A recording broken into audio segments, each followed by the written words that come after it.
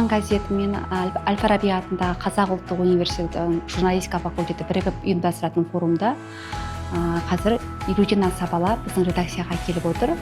Жалпы бұл форум осы тарихы үлкен форумдардың бірі. Бұл 50 жылдан аса тарихы бар форум, мысалы 74 жылдан бастап басталған форум екен. Бұл форумда кезінде елге белгілі деген қазақтың жазушылары, журналистері қатысып, өздерінің бағын сынап журналистикаға жолдама алған екен. Сол дәстүрді үзбей, біз осы форумда ары қарай жалғастырып келеміз.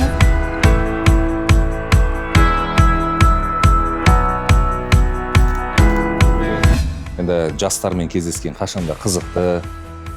Бұлар енді қазіргі дамыған технологияның заманының адамдар болғандықтан бұлардың сұрақтары да, көзқарастары да өте қызық енді біздерге. Сондықтан өте жақсы болды деп ойлаймын, қызықты болды деп ойлаймын. Маған ұнады. Аман болсын, сау болсын жастар, болашақтары жарқын болсын.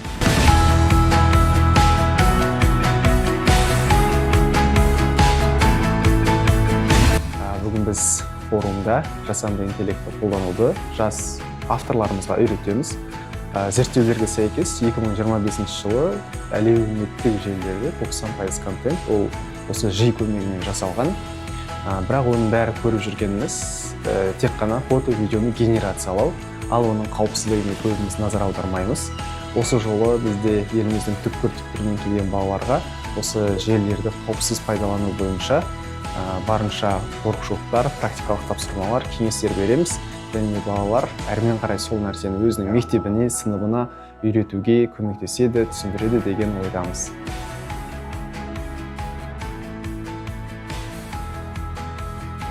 Бүгін екінші күн Ұланда өткен спикерлермен кездесу. Жалпы әр спикердің өз оқиғалары бар, өз айтары бар. Сол арқылы біз өзімізге өмірді қалай сүру керек, ары қарай мамандығымыз бойынша қалай тәжірибе жинау керек, сол сияқты сұрақтарға толық жауап алдық. Осы форумға келгеніме өте қуаныштымын.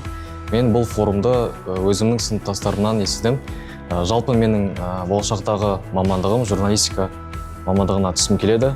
Мен Қазақ университетіне түскім келеді.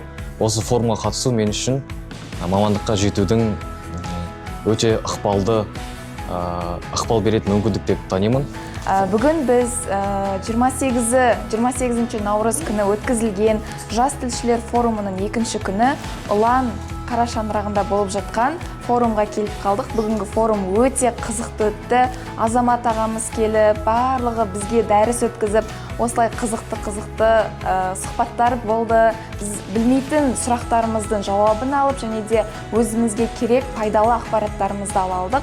Осындай қызықты форумдар бола берсін. Келесі жылғы форумда кездескенше.